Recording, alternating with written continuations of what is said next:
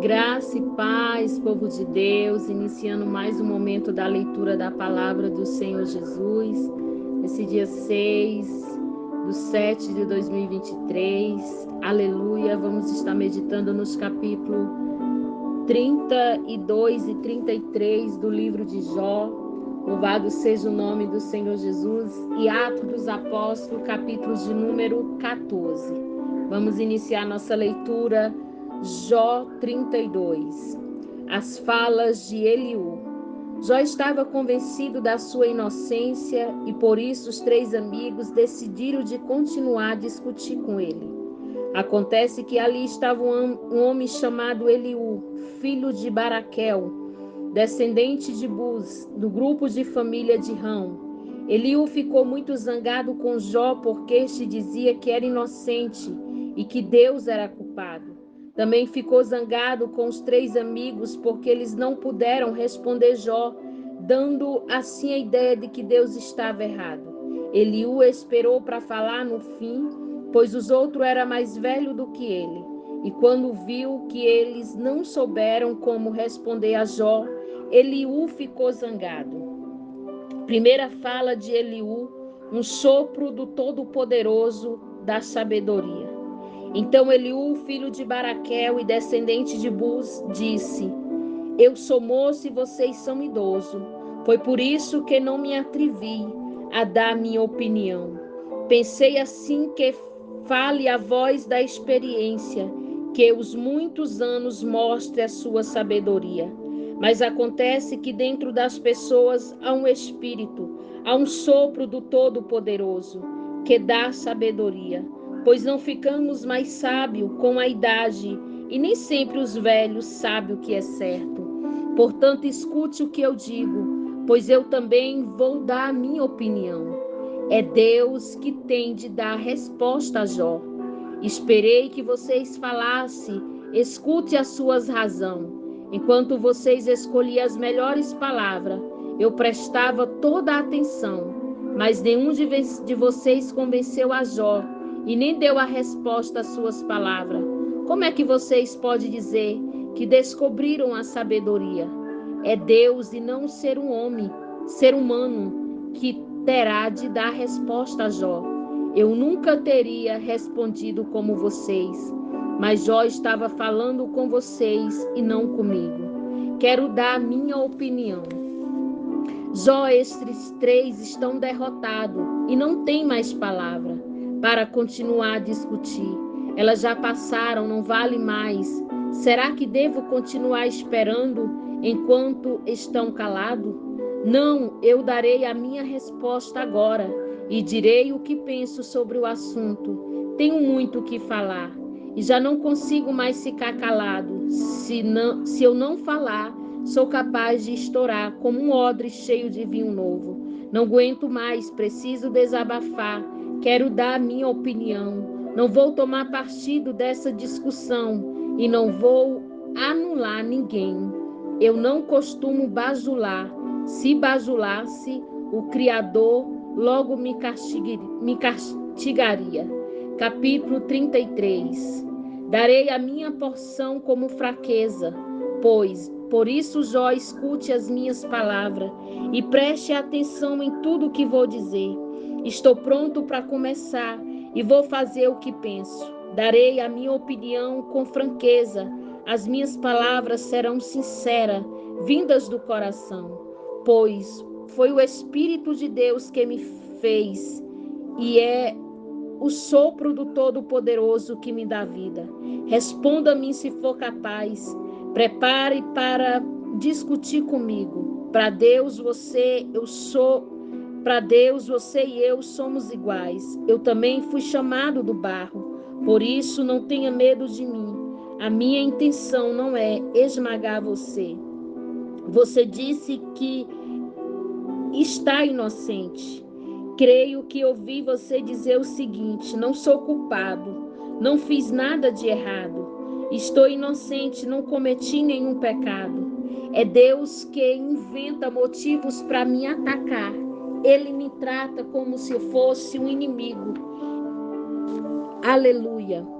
Ele amarrou os meus pés com corrente e fica vigiando tudo o que faço. Deus fala de várias maneiras, mas eu lhe digo que você não tem razão, pois Deus é maior que as escrituras humanas. Por que você acusa Deus? Afirmo que Ele não dá atenção às nossas queixas. Deus fala de várias maneiras, porém nós não lhe damos atenção. De noite na cama, quando dormimos um sono profundo, Ele fala por meio de sonhos ou de visões. Deus fala aos nossos ouvidos e os seus avisos me enchem de medo. Ele fala com a gente para deixarmos de pecar e para que não nos tornemos orgulhosos.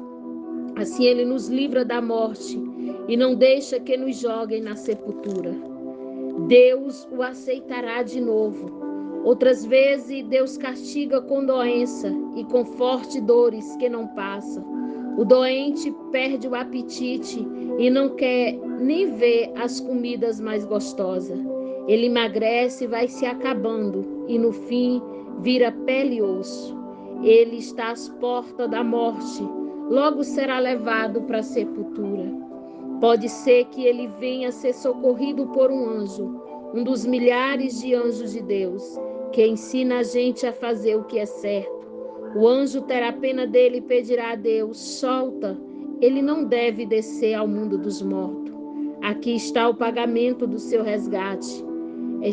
Aleluia. Então ele terá saúde novamente e o seu corpo será forte como era na juventude. Quando orar, Deus o atenderá. Ele o adorará com alegria e Deus o aceitará de novo como um homem direito. Ele dirá a todos: pequei e cometi injustiça, mas Deus não me castigou. Ele me salvou da morte e eu ainda posso ver a luz. Deus faz tudo isso com a gente e faz várias vezes. Ele não deixa que morramos e assim continuamos a ser iluminados pela luz da vida. Agora, Jó, escute com atenção, fique calado, pois vou falar. Se você tem alguma coisa a dizer, responda, pois eu gostaria de lhe dar razão. Se não, fique calado e escute o que eu lhe ensinarei, como ser sábio.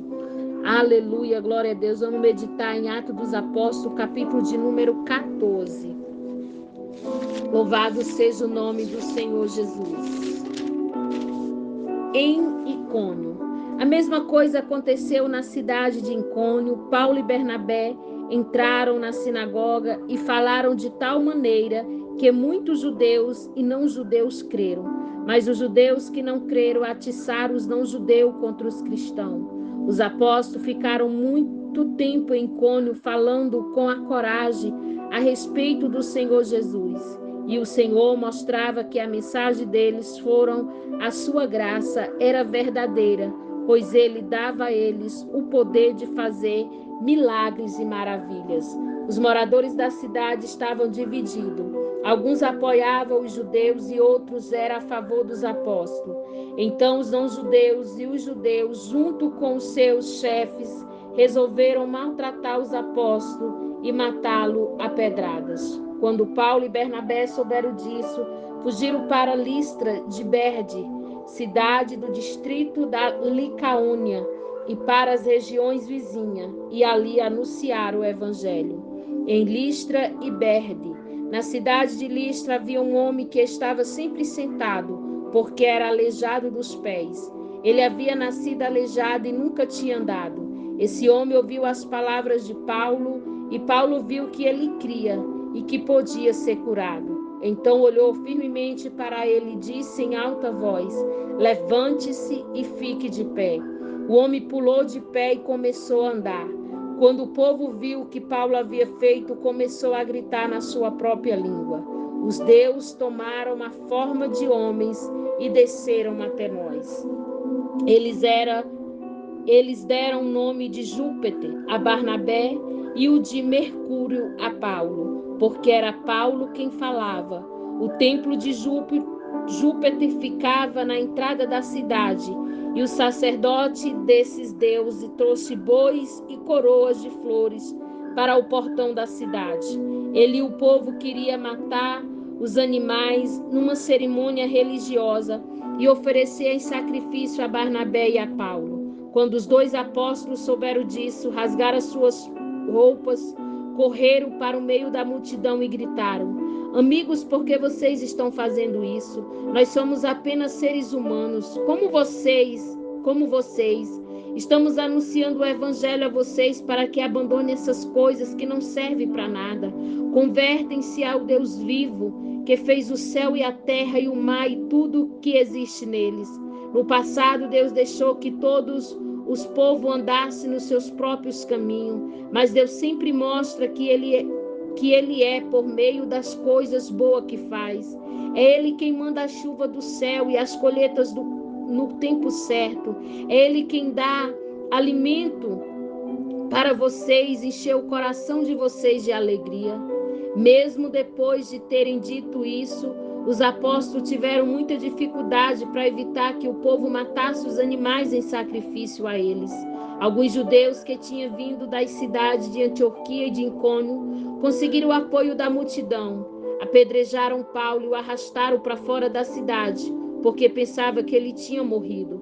Mas quando os cristãos se ajuntaram em volta dele, ele se levantou, entrou na cidade de novo, e no dia seguinte Paulo e Barnabé partiram para a cidade de Derbe, a volta para Antioquia da Síria. Paulo e Barnabé anunciaram o evangelho em Derbe, e muitos moradores daquela cidade se tornaram seguidores de Jesus.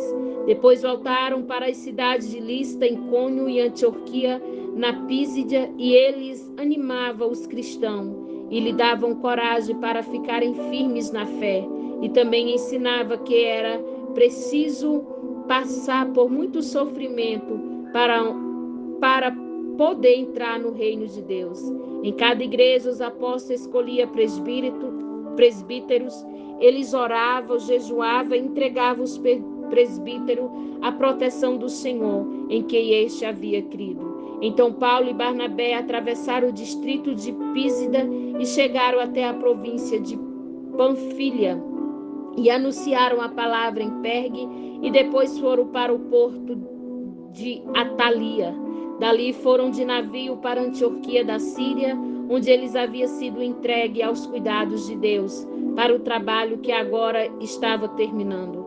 Quando chegaram lá, reuniram as pessoas da igreja e encontraram tudo o que Deus havia feito por meio deles, e contaram como ele tinha aberto o caminho para que os não-judeus também crescem, e ficaram muito tempo ali com os seguidores de Jesus. Essa foi a nossa leitura.